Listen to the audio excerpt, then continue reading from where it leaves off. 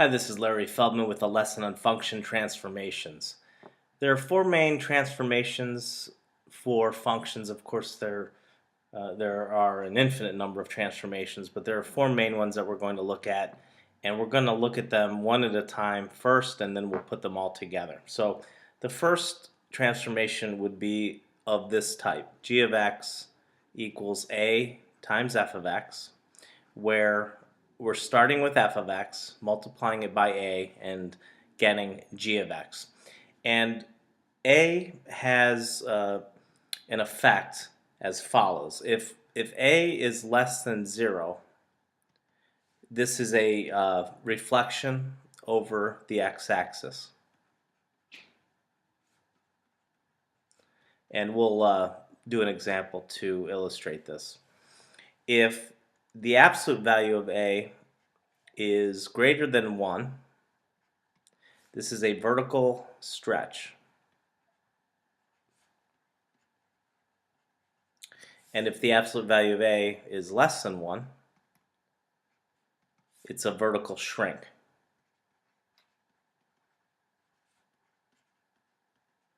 Okay, so let's take a look at an example like this. Let's say f of x equals x squared, and g of x is negative 3 times f of x. So this means that it's a reflection over the x-axis, since the a term is negative. In other words, let's say a equals negative 3 right here.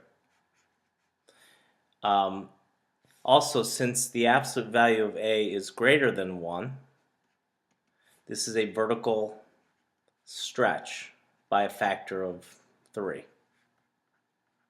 like that. So let's make a table of values and verify that this is actually true. Let's say we have x, f of x, and g of x here. And let's just pick 5 points: negative 2, negative 1, 0, 1, and 2. F of x, as defined right here, is x squared. So negative 2 quantity squared is 4. Negative 1 squared is 1, 0, 1, and 4. G of x is negative 3 times f of x. So we have negative 12, negative 3, 0, negative 3, and negative 12. So let's graph f of x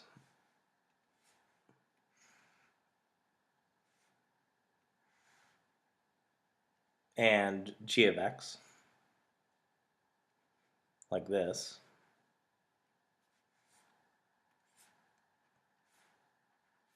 So this is f of x, here's g of x.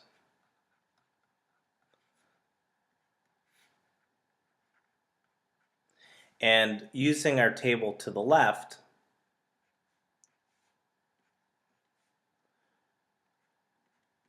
we can plot some points. So we have negative 2, 4, negative 1, 1, 0, 0, 1, 1, and 2, 4. And this is just a parabola.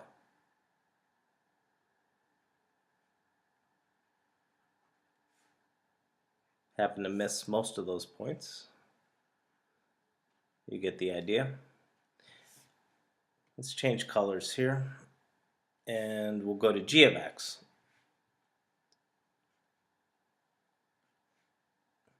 Now, I'm going to try and stick with the same scale on the y-axis, even though I won't be able to plot all the points, to show you that there is a vertical stretch here. At negative 2, we have a point at negative 12, so it's off the screen. At negative 1, we have a point at negative 3, 0, 0, 1, negative 3, and then again it's off the screen. So this parabola is going to look something like this. So as we expected, it was reflected over the x-axis and stretched by a factor of 3. Now let's look at another transformation of this form. G of x equals f of b of x. And b affects f in the following ways. If b is less than 0, this is a reflection over the y-axis.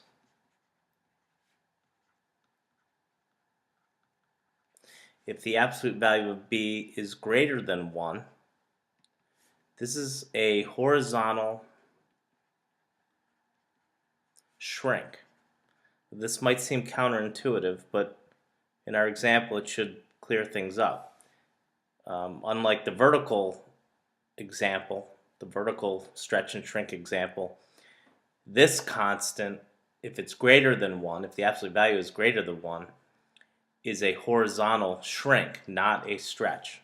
And if the absolute value of b is less than 1, it's a horizontal stretch.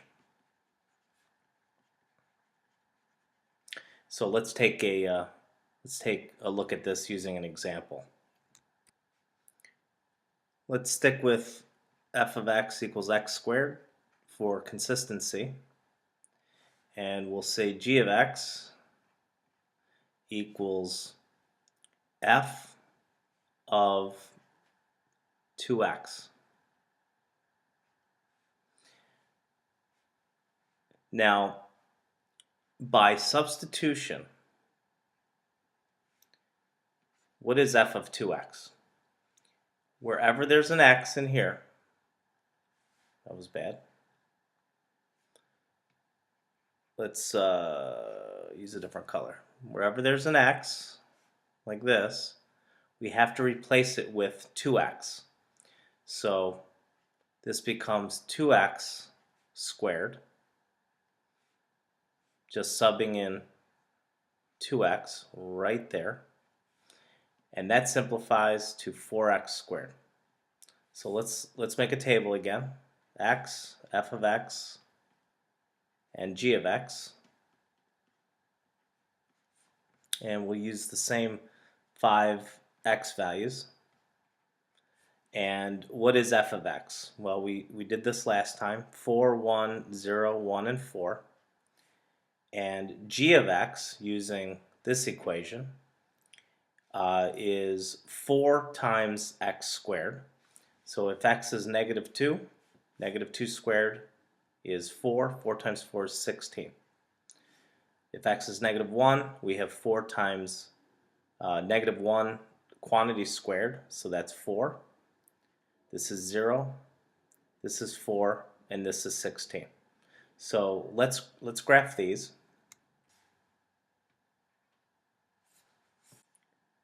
Let's put f of x over here,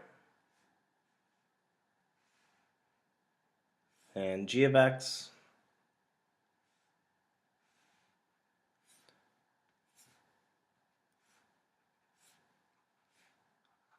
and bear with me while I fill in this information.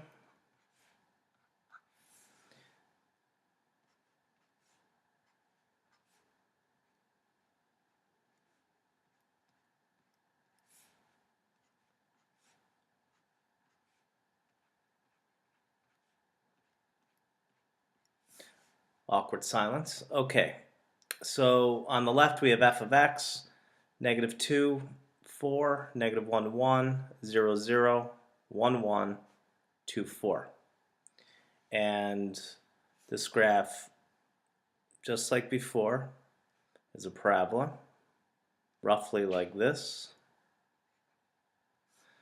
And g of x, we're going to have the same problem as last time. 2 of the points are going to go off the screen, but we have negative 1, 4, 0, 0, 1, 4, and 2, 16. So those points are way up there. And as you can tell, let's just recap. G of x was f of 2x. Again, f of x was x squared. So g of x was 2x quantity squared, which was 4x squared. Now, this case is a little bit strange, and this will happen for some functions. You can probably tell that the graph on the right, g of x, is narrower than the graph on the left. So it is a horizontal shrink, but it also is taller. And that's because g of x can be written like this, 4 times f of x. In other words, it can be written either as a vertical change like this, like we did at the beginning of the video, or as a horizontal change like this. So for some functions you actually can't distinguish between a horizontal and vertical shrink or stretch. One just goes hand in hand with the other. The third transformation is a horizontal shift, and it looks like this. G of x equals f of x minus c. And we have the following properties. If c is positive, this is a right shift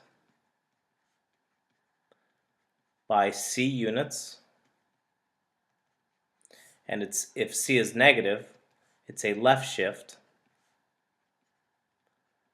by absolute value of c units. I have to use absolute value of c since c is negative in this case. So if f of x is x squared, like we've been using the entire video, and g of x equals x minus 1, for example, we have to evaluate, f of x minus 1. We have to evaluate what this is. This is x minus 1 quantity squared. In other words, we put an x minus 1 in here and here. Foiling gives us x squared minus 2x plus 1. So let's clear some room. And due to this definition right here, this is a right shift by 1 unit since c is greater than 0. Okay, we're going to graph this in the next video, and we're going to talk about the final transformation and then tie everything up. Thanks.